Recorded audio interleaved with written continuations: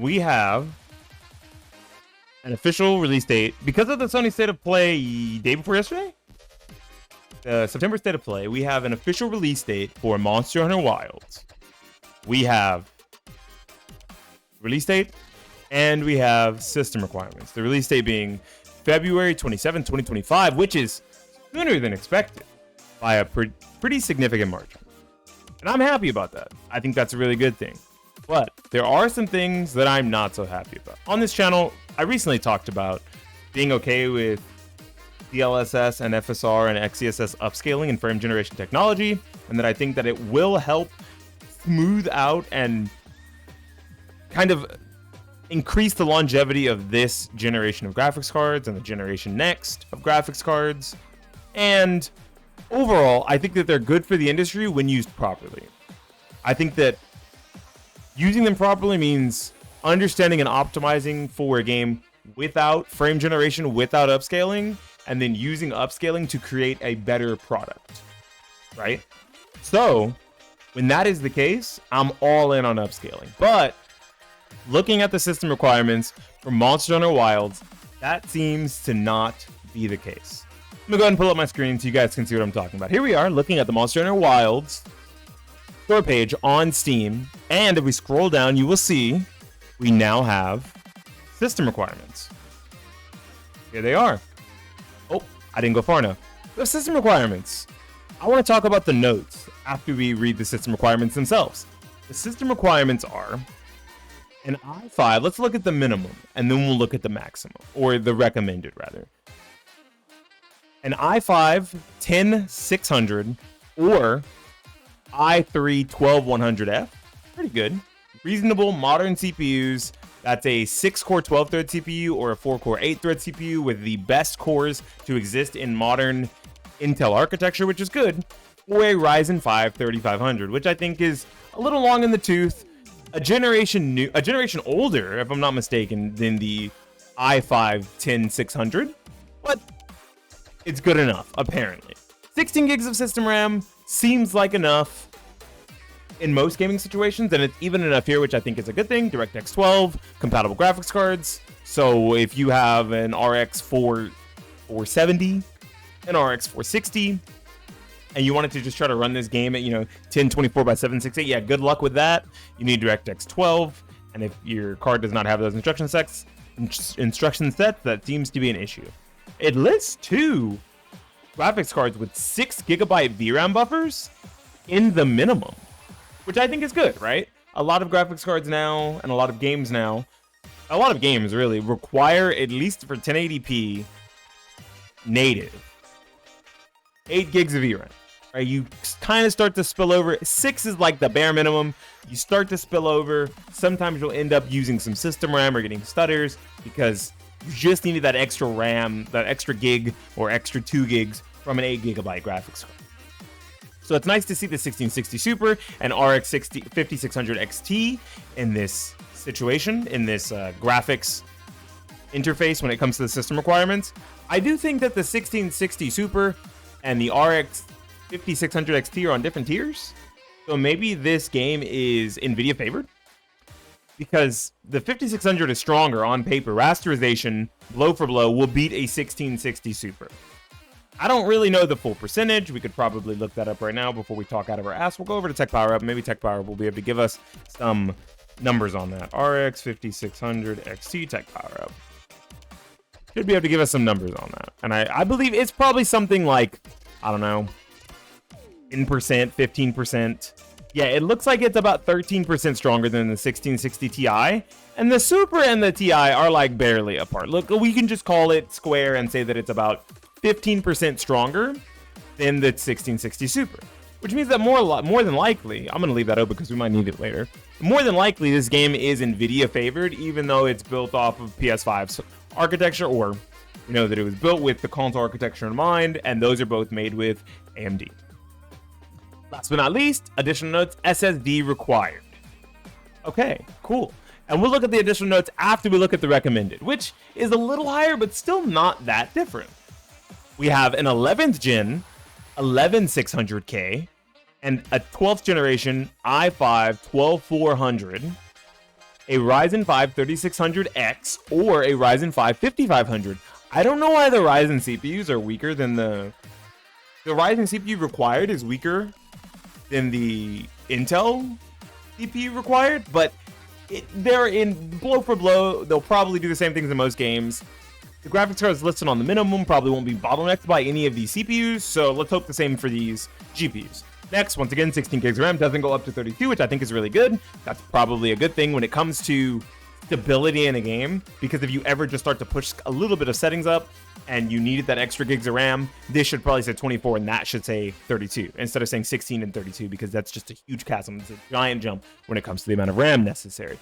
Graphics cards, it looks like we're looking at the GeForce RTX 2070 Super with 8 gigs of VRAM, the RTX 4060 with 8 gigabytes of VRAM, or the RX 6700 XT. One of these things is not like the other. One of these things is very much so not like the other. Let's take a look at the 6700 XT, which is way the fuck up here above the RTX 2080 Super. It's above the 2080 Super, and it's saying that either a 2070 Super or an RTX 4060 are the recommended, and I believe this card handedly beats both of those. It beats the shit out of the RTX 4060. The RTX 4060 is close in comparison to something like an RTX 2080,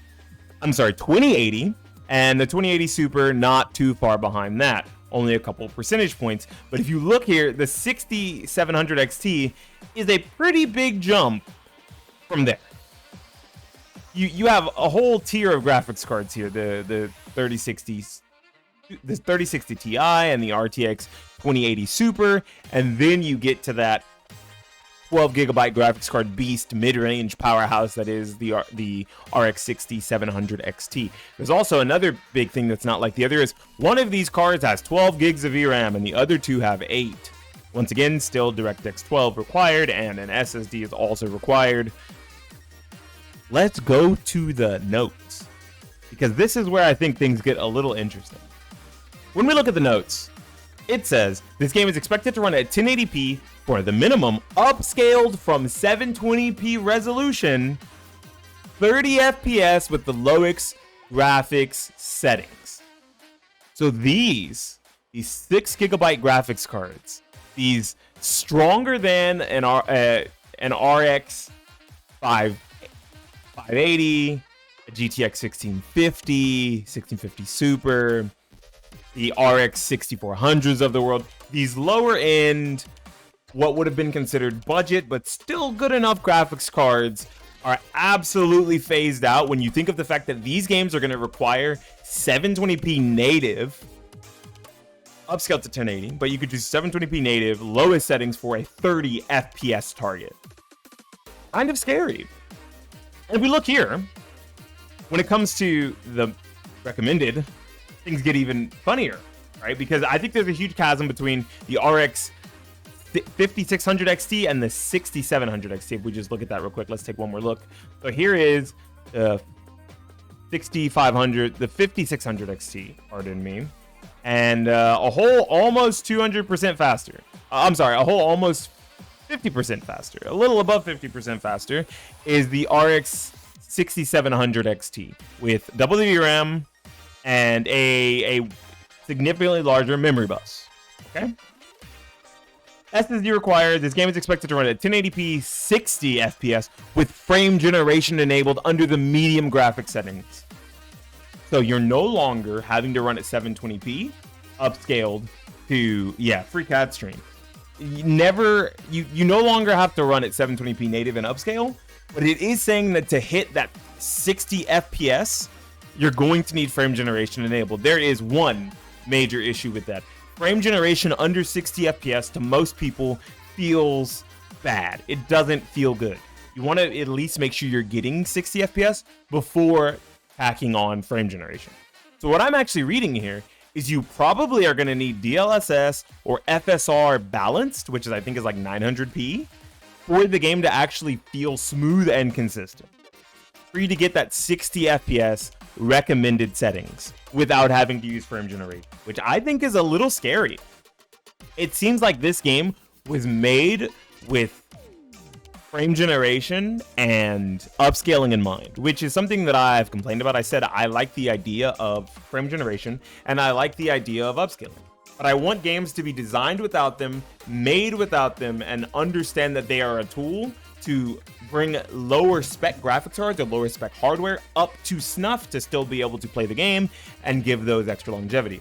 I do not think you should be taking relatively modern, non-antiquated pieces of hardware and making games so demanding that those graphics cards do not properly work. I don't know why I'm fuzzy, I'm sorry. Make those graphics cards basically not be able to run at their own native settings and resolutions that they're meant for because of how much power you're pushing into that game, that engine, whatever it may be. I think the RE engine is very malleable. It's a very good engine. I think a lot of games work well in native 1080p and native, 1440p without having these upscaling like Resident Evil 4 and Street Fighter 6. But this is a bigger game with huge monsters, large scale battles, really big maps that you're rendering more things in. And I don't think maybe they were ready for the next generation truly, right? This game is coming out in just a few months now. Like what, 5 months? 5 months or 6 months now? That's not really that long away.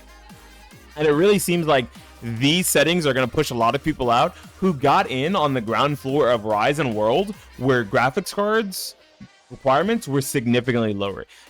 As a test, I already have Monster Hunter World pulled up right here. I have World pulled up, and I'm down at the thingy. I'm down at the whatever this is called. You can like look at the system requirements here. February 5th, wasn't it? Yes.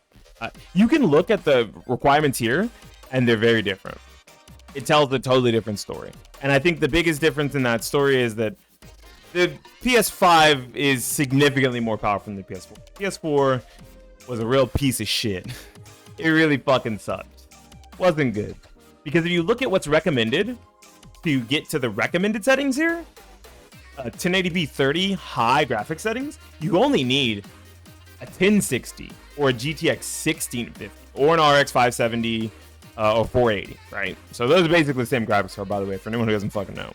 And only 8 gigs of RAM is required, and i3s or Ryzen 5s of varying ages, right? We have an i7 3770, and we have an i5 4460 listed when it comes to the minimum requirements, and February 27th, okay. And when it comes to the minimum and recommended requirements, and for the minimum requirements, we're all the way down at a GTX 760 or 1050, and then an RX 260X or an RX 560. This is significantly lighter weight than something like Monster Hunter Wilds, and I think that's going to push a lot of people out, especially when you think about the fact that those requirements are already beating all these graphics cards' ass. All these graphics cards are getting completely fucking shit on, and now they're also being made with upscaling in mind. We could also look at something like Monster Hunter Rise if you want, which probably has even lower system requirements because it was originally a Switch game, right? So we can go here and we're looking at the DDR4 GT 1030 or an RX 550, or we're looking at the 3GB 1060. Why is it so loud? Jesus, that was loud. Sorry about that. Or the RX 570 once again, right? The requirements on the bottom end, on the low end for the CPUs is significantly lower, and the GPUs on the minimum is significantly lower. A GT 1030 is probably half the speed of something like a GTX 1050. Right, if I go to the 1050, which was listed as the minimum, the 1050 is here. And as you see, the 1050 is 33% of the speed of an RX 5600 XT. But we can go even further down, and here's the 1030 at about 50% of the performance of a 1050. So if your computer could run either World or Rise at the lowest settings, and that's all you've stuck with because Monster Hunter games exist for a long time, you're now having to upgrade, because if you don't, you're not gonna get a good experience. And if we look here, this says low settings 1080p 30 FPS. Don't remind me of the trading card GT 1030. Yeah, and then this is graphics set to average 1080p 30 FPS with an RX 570. Older, more antiquated cards. I know that it's been a good few years since this game came out on the Switch, and it was originally built on pretty poopy hardware. Okay, it was built for the Switch. The Switch isn't very powerful. It's pretty good for what it does, but that doesn't make it some sort of a showstopper or a powerhouse. But these, along with the notes, really scares me. I understand needing an SSD because SSDs are the future, and you probably shouldn't be rocking it out with a hard drive for too much longer in the world that we live in when it comes to gaming. I'm totally cool with that, right? But I don't think that having to rely on upscaling or having to rely on frame generation sub 30 FPS to get to 60 is a good look for a video game. I think that's pretty bad. I'm hoping that this game runs fine on my hardware because I'm somewhere in the middle of these things. I'm on an RTX 4050 laptop with a really modern CPU, an i5 12450H and 32 gigabytes of RAM. So I'll probably be able to run it somewhere between, recommended and minimum. Maybe I'll be able to do some settings in medium, some at low, and use some upscaling. I mean, I'm fine with DLSS performance, but I'm also on modern hardware, right? The fact that a lot of people won't be able to play this on slightly older hardware under the Turing series, under the 20 series, that's scary. The 20 and 16 series is like the minimum for everything across the board now, right? Navi is completely out. I think we should be fine on medium for the most part. Yeah, I think so, right? But I think some things I'll put on low just for the sake of visibility and quality. Like being able to see shit. I don't need big particle effects in my fucking face and bloom and all that shit. I'll turn that down so I can actually see the monster's weak spots and where to hit them and where I'm stepping and all of that. There's no problem for me, right? I'm a frames gamer. I'm a big fan of frames when I'm not playing on a handheld, which is very important. And speaking of handhelds, they're going to have to do some magic for this game to run on the handhelds. I don't think... I'm going to turn off the music. I'm going to turn off the tunes. Let me get to it. I don't think, under any reasonable circumstance, this game is going to run on the Steam Deck. If it does, I'd be very surprised. Because if we look at the teraflops of a Steam Deck, we are looking... Steam Deck teraflops. We are looking pretty low, right? The teraflops are sitting at 1.6 teraflops, okay, of power for the GPU. GPU compute of 1.6 teraflops. And if we go to good old Tech Power Up, we can see that, yeah, bloom goes off by default. I hate that shit. Yeah, exactly. I think if we go here, we can try to find a graphics card that probably has relatively similar performance and something like, I don't know, the RX 560? The 560 is probably the closest modern GPU to the right amount of teraflops. No, still too many, right? 2.6 teraflops. We need something even weaker than that. I know Valve is working their magic and they do a lot of really powerful things with not so powerful hardware. Let's look at something like the RX 6300. Because it is supposed to be an RDNA graphics card anyway, right? So if we look here, we're actually looking at 3.1 teraflops, which I don't believe. I'm going to be quite honest with you, bros. I don't believe it. It's probably lower than that. I'm going to say it's like, 2.1 or something. But hey, it says 3.1, so we'll have to believe it. It's Navi. It's Navi 3. Navi 2. I'm sorry. It's Navi 2. My bad. And then if we look at the Asus ROG Ally and the Z1 Extreme, moreover, so the Lenovo Legion Go as well, and all of the 7840U handhelds that exist from Aya Neo, AYN, 1X Player, yada yada. Go ahead and take a look at the Ryzen Z1 Extreme teraflops. We're going to be looking at something like 8.6 is what it says here, right? 8.6, and if I go to Tech Power Up, let's see if it actually oh, it doesn't show. Okay, I was gonna say I want to see, maybe I need to look up the 780M. I want to look at the 780M and see if the 780M is getting all of that or if part of that goes towards the CPU.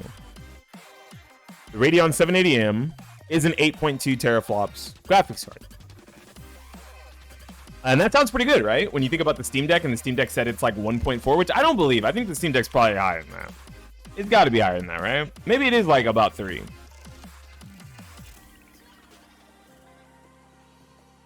I mean, look, I just looked at the first thing I saw, but it's from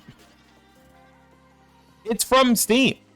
Steam is the one that posted this, and they said that, okay, I don't want to take too long on this, right? So let's say that it's 1.6 teraflops, which seems kind of low. FP32, which is float, right? It's about eighth the performance, the theoretical performance. Maybe not an eighth, maybe like a seventh. The theoretical performance of the 780M, the chip that's inside of the ROG Ally and the Lenovo Legion Go. But these graphics cards are still a far cry away from the minimum. That is the GTX 1660 Super. You need another 50% power to get there. With this generation of handhelds still ramping up and using the 780M and the 890M not being out, and it's going to be locked to the Ryzen AI parts, if I'm not mistaken, this looks really bad. This game might just shit on people's PCs. This might be like some sort of a Crysis 2.0 situation that I was not expecting for Monster Hunter, because if it's using the RE engine, the RE engine is so malleable. I'm terrified for what the next game that they come out with is going to do to systems. Hopefully this upscaling note and this frame generation note are over exaggerations, and the game can run at 1080p without upscaling with these settings, and then hopefully it'll run at 60 FPS at 1080p without frame generation with these settings. And if so, this is a big nothing burger and none of this matters.